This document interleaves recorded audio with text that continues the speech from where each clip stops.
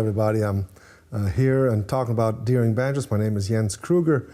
I've been working with the Deering Banjo Company for a long time now, and very proud to be part of the family of the Deering Banjo family.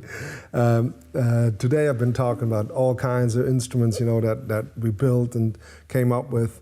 And this one is, as you can see, it says Vega on it, but Vega Company is the name Vega is owned by Deering, and Deering has been building Vega banjos for quite some time now.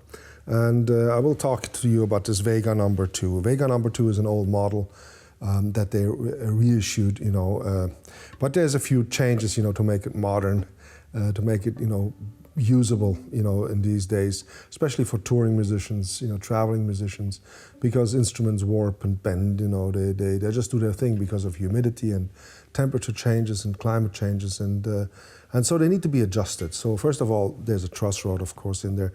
That wasn't in there, in the originals. Then we have 24 hooks instead of 28, which is out of practical reasons, really, So 24 hooks. Vega did lots of banjos with 24 hooks in the 60s, and but then the tailpiece is a standard Deering tailpiece, which really just works well. That's why I put it on here. And but some people like a no-knot tailpiece, a very small one, just to give the banjo a little bit more bass response. But this banjo is tubaphone tone ring, which means it's actually got a fairly thin maple rim, and then on top of that, there's a brass tube. It's just a real tube, and it's bent, and then there's holes drilled into it, and it sits on top of the wood rim, and it gives a distinct sound. The tubaphone banjo was one of the very expensive banjos in the old days, of the Vega Banjo Company, 100 years ago, and so this is all made in-house. This is all made by Deering inside. There's people welding in the corner, and putting them together, and you should see videos of that. It's really astounding, how beautiful it is, once they come out and they're plated and they put into the banjos, and they're just really, really nice. Also, the neck shape was copied from original old Vega, but then copied, but then also modified a little bit for today's standards. They used to, have a big V-neck, or have very shapes people are just not accustomed today anymore much. So we just changed, sort of for the comfort of today's player. And also there's no thumb rest here. There's actually the typical Vega style, how it goes smoothly into the headstock. So these are just the slight changes with the small headstock. Of course, is geared 5th string peg tuners, that they wouldn't have at the time. So it's pretty much just, but from the sound quality, I have an original Vega tubaphone from 1917, and it is really astonishing how close they sound. Just the quality. This scale is a little bit longer than all the other Deering banjos, which gives the string just a little bit more tension on the same pitch, which is great for clawhammer. You get this long string sounding so rich. There's a little difference in sound.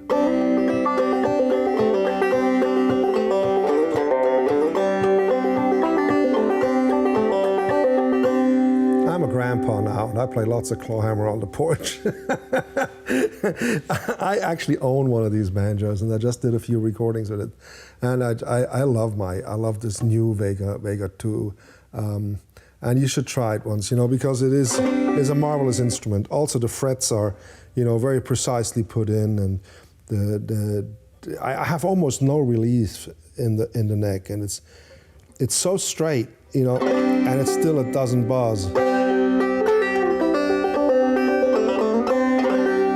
Yeah, it sounds like a dessert. It really does. And I'm sure you can tell from the recording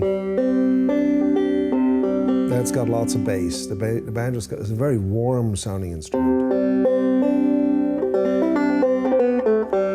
And I'm not using any towels or mufflers in there. A lot of banjos sound very bright, old-time banjos, and then they have to use, really heavy skins or, stuff them and do all kinds of things with them so sort of to get rid of. But this banjo just sounds naturally very warm.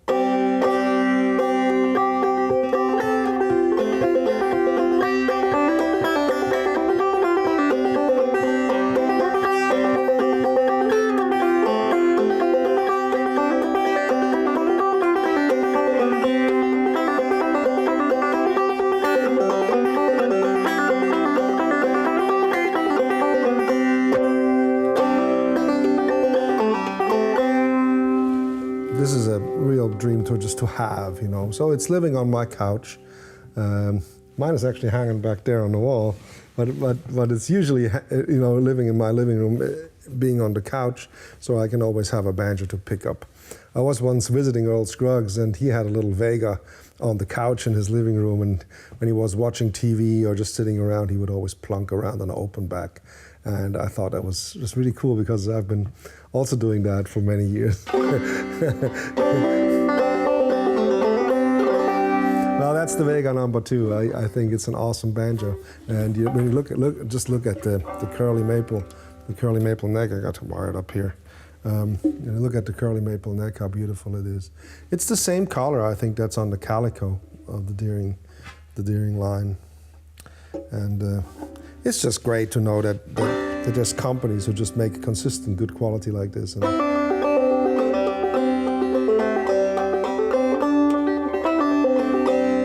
such a gentle sound. It's really nice.